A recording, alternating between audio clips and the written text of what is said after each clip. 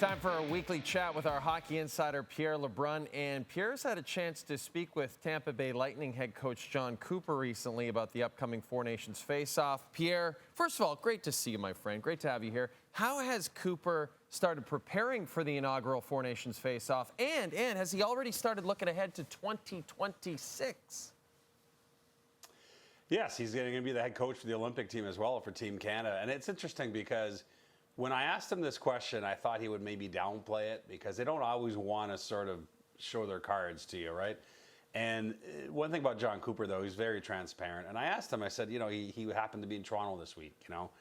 Are you not looking at the Team Canada hopefuls on the Leafs? And he goes, 100%. He goes, I'm doing that every game I play so far this year. He said he recently played a game against Vegas where before the game he's chatting with a member of the Vegas coaching staff about some Team Canada hopefuls on Vegas, and we can figure out who that is, Alex Pietrangelo, Shea Theodore, etc.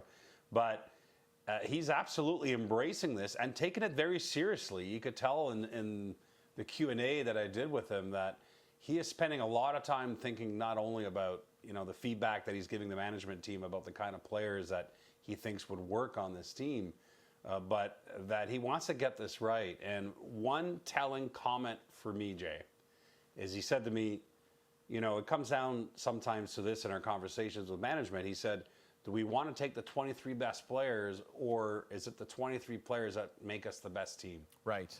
And we've heard variations of that in the past, right, with Team Canada, best town best. But I think it was a hint of some of the conversations that are happening right now with Don Sweeney, who's a GM for the Four Nations, with Olympic GM Doug Armstrong, etc., about finding the right fit throughout this lineup, that it's not just about scoring the most goals, but certainly a well-rounded game in a tournament that's going to be played on NHL ice. And so, listen, as I like to say, no matter who gets announced December 2nd, when Canada has to announce the rest of its roster, the first debate online will be the people that didn't make it. And yeah. I'm not singling out our good friend James Duthie, but I don't know if you remember this, but in 2014, when Team Canada's Olympic team was named and Steve Yzerman was live on set with TSN right after the Olympic roster announcement, and James Duthie's first question, and it was, you know, a question every hockey fan wanted to hear, was how hard was it to live Marty St. Louis off the team? Marty St. Louis, of course, still playing for Steve Yzerman in Tampa at the time. I don't know if it would have been my first question, but it was certainly a very legitimate question. And the eyes of Yzerman, if they could speak, the glare that Steve Yzerman gave James Duthie. And guess what? We criticize Team Canada all the time for their roster decisions, and they were criticized in 2010, they were criticized in 2014. Guess what they did, too, at those two Olympics? They won the gold medal. That's right. But we'll debate anyways, because that's what we do. That's what we do. You know, as soon as you talked about whether you take the 23 best guys or the best team, the name Rob Zameter always comes to mind for me, Pierre. It always pops into my head because, you know, that's how they decided to do it that year. So, yeah, I'd love to see exactly how they go about it with Team Canada this time. I wanted to also mention that you talked to Barry Trotz this week.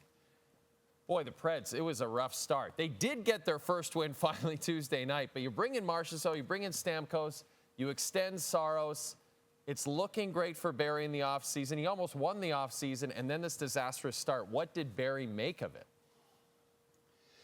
Yeah, I can tell you that he for sure would be quite relieved they beat the Boston Bruins on Tuesday night, the first win of the year. I happened to catch up with him just before last weekend. They were 0-3 at the time. They ended up going 0-5. And even then, I could sense for sure the tension and anxiety in Barry Trotz's voice, because I think there's a couple of things that you got to think about here. One, he's a first-time GM. I mean, he's been around the game forever, one of the best coaches ever, Stanley Cup championship coach with Washington.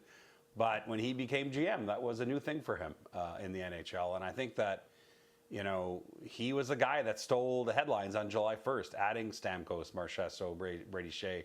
And it just was not working early on. As Barry Trotz said to me, you know, we're trying to outscore our problems, quote unquote. That was really the biggest quote of that interview. And what he was trying to say is that they just were not playing their true 5-on-5 game. When you think Predators, Jay, you think puck pursuit, pressure, tenacity, a pain in the butt to play against. That is not what we saw from the Nashville Predators early on. But let's see if that win against the Boston Bruins now turns this season around. It really has to. Utah Hockey Club is real banged up on the blue line. Sean Durzi out until early April. John Marino out for a few more months. This blue line looked so good going into the season, so much better than last year. But is it gotten to the point, Pierre, with these injuries that they might have to trade for a defenseman? So, great question, Jay. Right now, what we're, hearing from the Utah front office is that they'd like to try and see if they can hang in there and survive from within.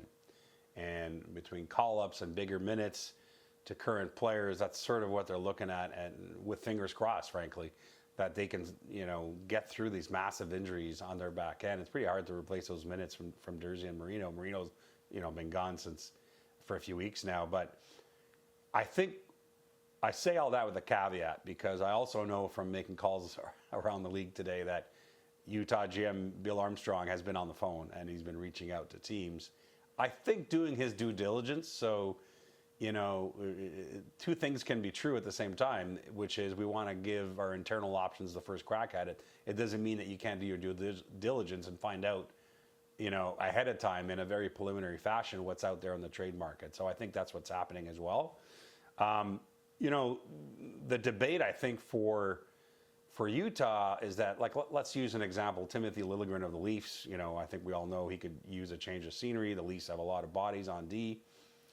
But does it make sense for Utah to trade for Timothy Liljegren when he has another year in his deal after this year? Durzi's coming back, like you said, in early April. Marino's coming back in the new year. Those guys are with this team, with Utah past this year. What, does Liljegren just find himself again in the same position in about 4 or 5 months where he's on the outside looking in? So I don't know if that's appealing to Utah. I think more likely is that at some point Utah maybe finds a rental player, a guy with an expiring deal, especially if the losses start mounting up. I really think how they perform over the next month or win-loss wise will impact how Utah reacts to these injuries. Because here's the other thing. If this was the old days in Arizona where they're rebuilding, they just say, oh, well, this year's this year, let's go for the high pick. That's not what's motivating Utah. Mm-hmm. They're in a new town with a new owner, and they want to win, and they want to be competitive. So if they can't stay competitive with their internal options on D, I think you'll see them hit the trade market at some point. Earlier this week, you had an article about former Edmonton Oilers head coach Jay Woodcroft. It's been 11 months since he was fired after that 3-9-1 start last season. What did Woodcroft have to say, Pierre, about watching the Oilers go all the way to the Cup final last year? And what do you think is next for the former Oilers coach? Yeah, Jay, I thought that Jay Woodcroft was really interesting in this interview. I think he came prepared. He had a lot to say. Because he really had not said much since he got fired last year. He really had stayed under the radar and out of the media spotlight. And I think for obvious reasons. I mean, not going to come out and hold court with the media in the middle of his former team reaching the Cup final. I mean, that's not going to be a good look. So he really focused on finding ways to better himself, to work at his craft, to self-examine the things that worked, the things that didn't work during his time in Edmonton. And you can tell, I could really tell, I feel like in this interview that he's really trying to get version 2.0 of himself ready for his next crack in an NHL gig where he'll be a better coach for it. And listen, he was diplomatic when I asked him about Edmonton and how things ended. He certainly values the relationships that he still has there. Remember, he was maybe head coach just for a couple of years, but he was in the organization for 9 years. I mean, assistant coach, AHL head coach. He was there a long time and really grew with a lot of those core players. So he values those relationships. He did say, and of course we'll never know, but he truly felt that they were 90% there as far as starting to turn the corner when he got fired last year. And obviously, I think what was left unsaid is would have loved a chance to see that through. Pretty hard to complain about Chris Knoblauch did last year when he took over. But on the other hand, I guess we'll never know if Woodcroft stayed put. At the end of the day, he interviewed in New Jersey several times before Sheldon Keefe got the job. He also interviewed in Columbus, where he was number 2. The Blue Jackets confirmed to their hire Dean Evison. So clearly, Jay Woodcroft, I think, is on the radar of NHL teams. So very quickly, between Woodcroft, Gerard Gallant, Joel Quenneville, maybe 3 of the biggest, coaches on the sidelines, so to speak. Out of those 3, do you think we'll see one of them behind an NHL bench this season? I think there's a decent chance. Yeah, I think there's a chance you'll see one of those three, and it really depends on if a team makes a move, what kind of team that is, as far as which guy they need. Like for me, Gerard Gallant, his winning percentage is through the roof. You get that quick fix with him. Yeah, he comes in and players immediately respond to Gerard Gallant. To me, if it's a team that had high aspirations that falters here, he's kind of top of list for me. Obviously, with Joel Quenneville, there's strings attached. He's been cleared by the NHL, but then as an organization, let's be honest, you do have to ask yourself what if any backlash will happen if we hire him. But the guy has Hall of Fame credentials, obviously 3 cups in Chicago. And then with Woodcroft, that's more the younger version. I think that's why Tom Fitzgerald in New Jersey interviewed him several times in the offseason before going with Keefe. Another similar youngish coach is that Woodcroft would be more appealing, I think, for a team in transition that's trying to get to the next level and grow with a coach long term. So again, you never want anyone to lose their job here, but as openings start to happen here over the next several months and into the summer, I think you look for the kind of position that the team is in before you decide which one of those 3 would be most appealing.